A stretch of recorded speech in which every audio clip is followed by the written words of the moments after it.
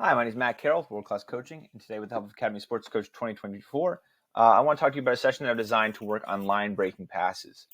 Working with my U9 girls this spring, we worked on a lot of different things with ball retention and movement off the ball, and overlaps and interchange and playing outlet passes and working the ball through and build out play and a million different concepts. And obviously the heavy focus being on the technical work for them. And I think we had a lot of great development, and I think the players are got a lot out of the sessions and things like that. But towards the end, I think the one thing we kind of ran out of time with was line breaking passes. At that age group, it's difficult to conceptualize. This player's going to make this run, and they'll be here eventually, and this is where I'm looking to play, and visualizing the opposition as a line that to be broken. So we worked a lot on splits, and we worked really heavily on the third drill I'm going to show you in here. That they really, really enjoyed. And there's moments where we really got it, and there's moments where they were just really confused with the concepts of it. And I think it's something that just takes a lot of repetition. And I even found it with my high school boys. We had some issues the other day where they just felt more comfortable receiving in front of the back line. There's a level of anticipation and trust that, hey, you're going to make this run, I'm going to play this ball up top. Because if I play this ball up top and it looks like I'm blasting the ball downfield, it's not going to be a good look when you don't make your run. Or vice versa, like I'm going to make this run, you're not going to play the ball, and I'm just going to be sitting here off sides. So it's a combination of things that, I think for us, let us not make the runs, and it's going to be a focus for us moving forward. So this is a session that I'll be running with them likely soon.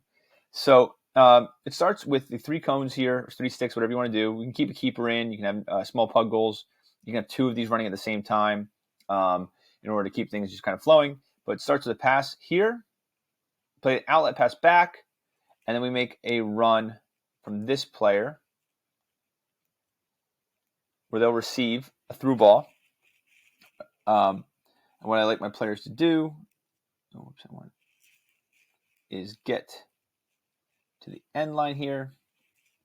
This player makes a run, and we find a finish. All right. So what we're working on here is the concept of line breaking. Like, what should this look like? What will it look like when we're successful at this? And you can reverse this and do it as a through ball. This one I'm playing out wide. We generally like to play those through balls into our players that are cutting in from the wings. So you can reverse this however you feel that you're trying to get based on what you're trying to get out of your players and have them understand. But this is what we're really focusing on. So again, I think getting this repetition and starting to, I like the passing pattern to give the concept. It's not, we can work a little bit on technique, but it's to get them like, hey, at the end of the session, this is what it should look like. It's not always going to be perfect like this. It's not always going to be the exact same, from the exact same place. But this is overall the end game. Is we're looking for that line breaking pass to get this pass, whether it's a shot, whether it's this bangoo ball, whatever it is. We're looking for this through this session. So we'll move on from there to this line breaking drill where we will set up. I use this drill for line breaking passes, but I also use it a lot for defensive shape. I think it's good for both if you have an assistant coach and you want to work with your defenders on this concept while the line breaking session is going on. That definitely would work. Whoops, I don't want him. 1, 2 or 3 on each side. We have a middle zone that the defenders are going to go in. No, it's not clicking.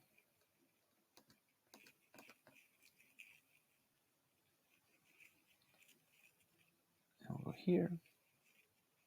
And we'll go here. And then we'll have a defender. 3 defenders in the middle. Now you can, again, if you want to work on your defenders here, go for that. If you want to rotate these guys, also works. All right, so what we've got here is about a 10-foot grid, 3 players here, 3 players here. We have possession with black. And what they're trying to do is play passes on the ground that are break a line to the guys on the other side of the grid. So a good pass would be here. Now what I usually do is for every pass across, it's point for the offense. However many points the offense scores, defense doesn't do that many push-ups. So it's kind of a competition base there. But that's kind of what we're looking to do here. Now, what we're talking about with defense is the movement. He steps, pressure cover, all that stuff. But we're also looking to, if we just randomly do this, right, and we just kind of blast balls through, what we find is there's a lot of block shots. So you can also do like every block shot is -1 for those points. And so if it's -5, the attacking team has to do 5 push-ups, wherever we want to do it. But we're working on here on ball movement, even depth here, because sometimes if this kid's sitting here and he runs up here, it's easy to mark, but it might drag him out. But if he's back here, right, this guy's maybe stay off of it. It gives time when we play a pass here that he can go forward. So we're working on different concepts in here. We're working on width, depth. We're working on when to go forward, when not to go forward. What does the defense look like when they can be broken? What passage is not going to work? Of tempo, we're working on moving the ball quickly. What we find the first time as a kid's just dribbling, looking for a pass, thinking it's going to be so easy. Defense does a good job. Pressure guy gets up to him. Cover guy intercepts the ball. We find guys just trying to jam a pass through and it's blocked 3 or 4 times. We find slow passes left to right where it's not really doing anything. So you see, if you coach it correctly and you move through it, you should see tempo, you should see lots of movement, and you should see the line being broken pretty quickly. You should see higher point values as you go through this, as they start realizing, I need to move the defense to open up space for me to go through. If I just don't, if I'm allowing the defense to be set and I just try to go forward, it's not going to work. So going backwards and going diagonal and going sideways is going to open up the defense. It's going to allow me to go forward through this. So with that understanding, we then go into this drill. And the proportions might be a little bit off here with the grid I have here. But we would do 3 in this grid, 1 defender in this grid. I have 1 too many. And we'll go 4 attackers in this grid.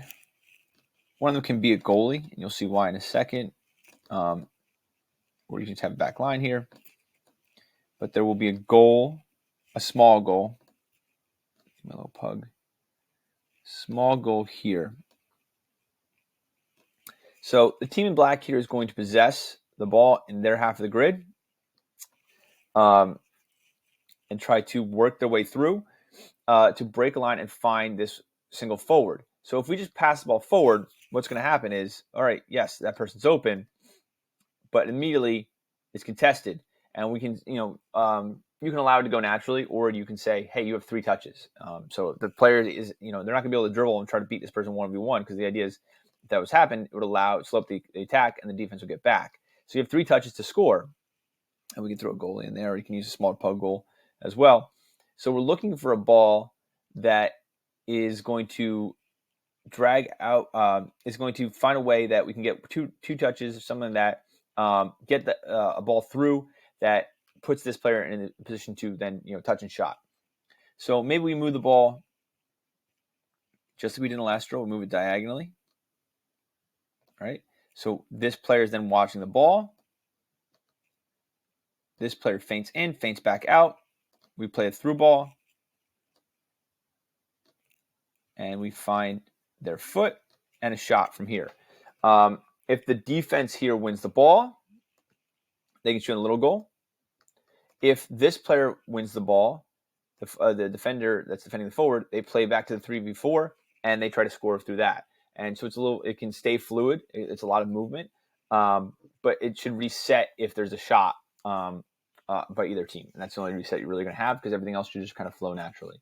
And this concept, again, is if we play the ball, yes, we can get the ball forward. We can lump it forward and find a 1v1, and that's great.